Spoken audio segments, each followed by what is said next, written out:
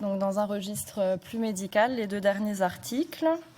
Donc j'ai sélectionné cet article, c'est un travail américain qui a été présenté dans le New England Journal of Medicine, qui s'intéressait à la prévention des infections sexuellement transmissibles chez les patients homosexuels masculins ou transgenres, prépeurs ou vivant avec le VIH, une population qui est particulièrement concernée par l'émergence croissante des infections sexuellement transmissibles constatées ces dernières années aux États-Unis, mais en France également. La doxycycline, c'est le traitement des chlamydia et de la syphilis. C'est un traitement qui est efficace, qui est sûr et peu coûteux. Pour les gonocoques, vous savez, on utilise des C3G. Il y a la problématique actuelle de résurgence de souches antibiorésistantes qui va limiter un petit peu les traitements. Et donc l'objectif de cette étude, c'était d'évaluer l'efficacité, la sûreté et l'acceptabilité en termes et l'impact en termes d'antibiorésistance de la doxypep, donc de l'utilisation de doxycycline en prophylaxie post-exposition après rapport sexuel à risque chez les homosexuels masculins et femmes transgenres prépeurs ou vivant avec le VIH. Donc c'était un essai contrôlé, randomisé, sans aveugle bicentrique, avec une analyse en intention de traiter. Il y avait 2 cohortes parallèles, patients prépeurs ou patients vivant avec le VIH. Dans chacune de ces cohortes, les patients étaient randomisés dans 2 bras, le bras doxypep. Donc on invitait les patients à se traiter par la prise de 200 mg de doxycycline 24 à 72 heures maximum après un rapport sexuel non protégé, maximum une prise par jour, versus le bras standard care.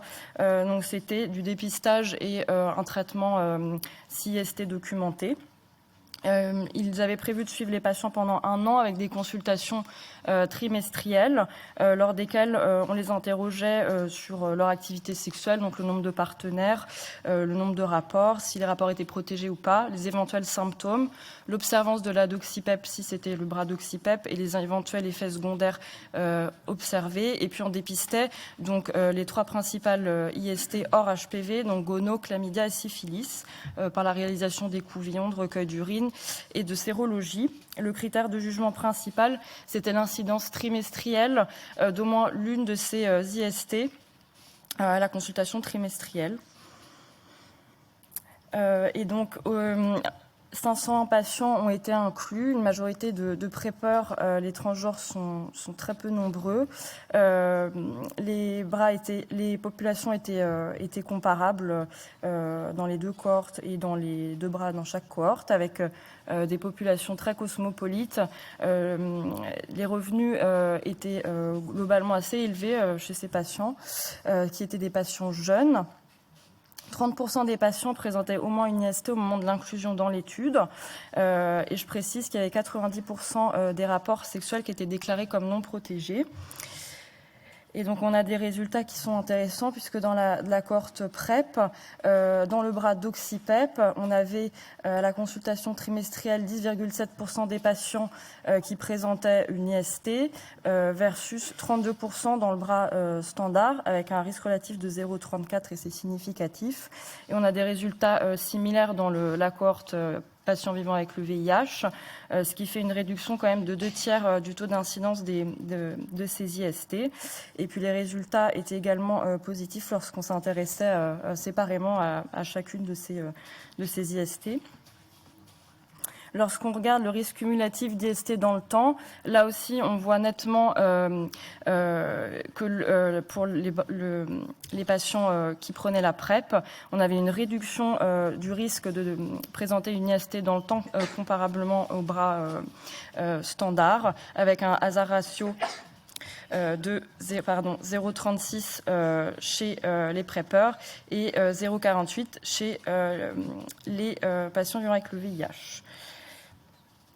L'observance était bonne, 70%. L'acceptabilité était excellente puisqu'environ 9 patients sur 10 la définissaient comme acceptable, voire très acceptable. Et les effets secondaires graves étaient anecdotiques. Je précise qu'ils avaient dépisté les patients en début d'étude et qu'ils avaient relevé et analysé les souches de gono chez les patients qui étaient porteurs de gonocoque au moment de l'inclusion pour évaluer l'antibiorésistance, et ils comparaient ces taux d'antibiorésistance à la fin de l'étude, donc à la fin des traitements pour les groupes d'oxypep. Alors malheureusement, ils n'ont pas réussi à reprélever la totalité des patients en cours de l'étude.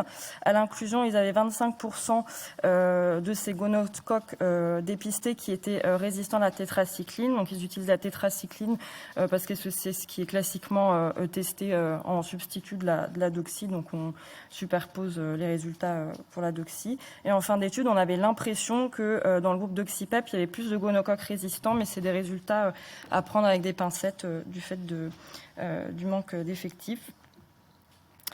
Donc en remarque, on pourrait parler des limites qui sont le fait qu'il n'y ait pas d'aveugles. C'est une population qui est quand même très sélectionnée, des patients de San Francisco plutôt de milieux socio-économiques assez élevés. Mais c'est quand même très intéressant. On a une réduction de 2/3 du taux d'incidence des IST chez les patients homosexuels masculins PrEP ou vivant avec le VIH, avec un traitement qui est très bien accepté et qui présente très peu d'effets secondaires. En revanche, on est sur des résultats de court terme, une année de suivi, quand on sait que c'est des patients qui risquent de prendre ce traitement pendant des années. Je ferai remarquer qu'aux États-Unis, leurs résultats de 25% de gonocoques résistants, dans cette étude, ça reflète bien les données américaines, mais en France, on a quand même plutôt 55% de gonocoques tétracycline résistants. Donc on a besoin de beaucoup plus de recul pour pouvoir éventuellement discuter d'une mise en application de ces résultats. Mais les patients posent quand même la question. On voit de plus en plus de patients de cette population en consultation de proctologie, d'autant plus depuis les recommandations de dépistage sur la dysplasie. On en voit beaucoup et ils connaissent cette étude. Et plus rapidement, une deuxième étude qui va paraître peut-être un petit peu plus légère, qui s'intéresse au traitement médical de première intention dans la constipation. L'objectif de cet essai international, c'était d'évaluer l'efficacité de la consommation de 2 kiwis par jour sur le transit et le confort intestinal en cas de constipation fonctionnelle ou de syndrome de l'intestin irritable avec prédominance de constipation. Donc c'est un essai contrôlé randomisé en simple aveugle, crossover et multicentrique avec des patients italiens, néo-zélandais et japonais.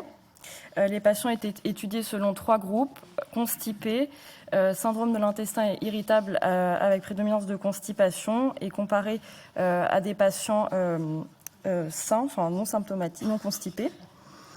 On leur demandait de consommer soit 2 kiwis, soit 7,5 grammes de psyllium, donc ce qui correspond environ à une grosse cuillère à soupe de psyllium. Pendant 4 semaines, il y avait une période de wash-out, et ensuite ils prenaient le traitement inverse ou le kiwi. À nouveau pendant 4 semaines, et puis il y avait 2 semaines de wash-out. Il y avait un recueil journalier par un journal de bord informatique de tout le détail concernant leur transit, donc le nombre de selles, le Bristol, si les évacuations étaient complètes ou pas, et également le détail de leurs 3 principaux repas journaliers.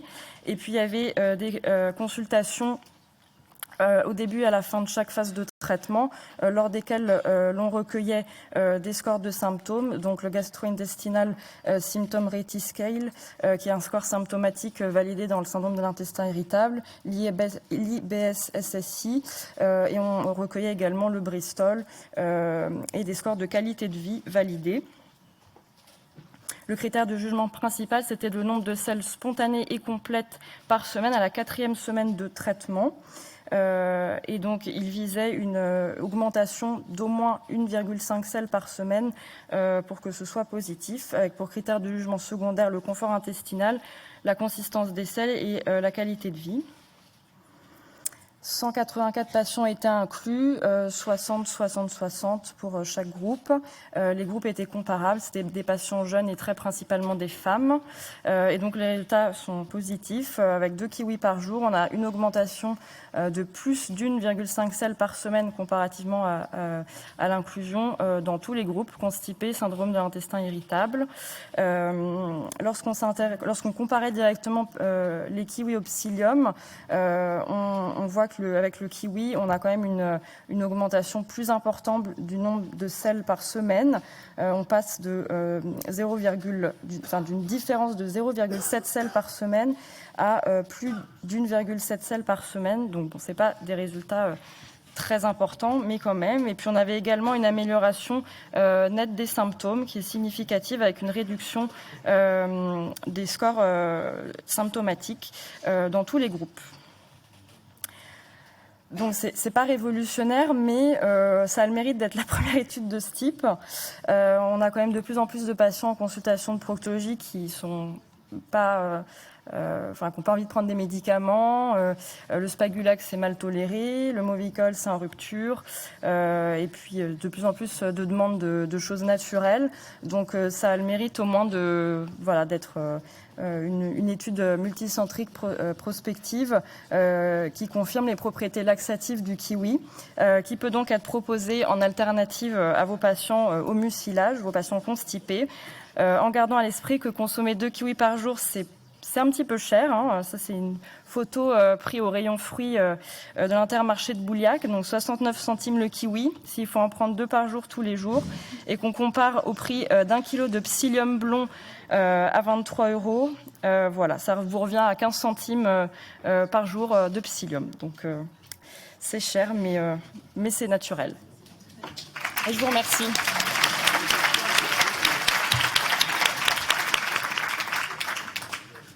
Il n'y a pas de question. Donc ça va être l'heure d'aller manger des kiwis ou autre chose. Et on se retrouve à 14h. 14h pile.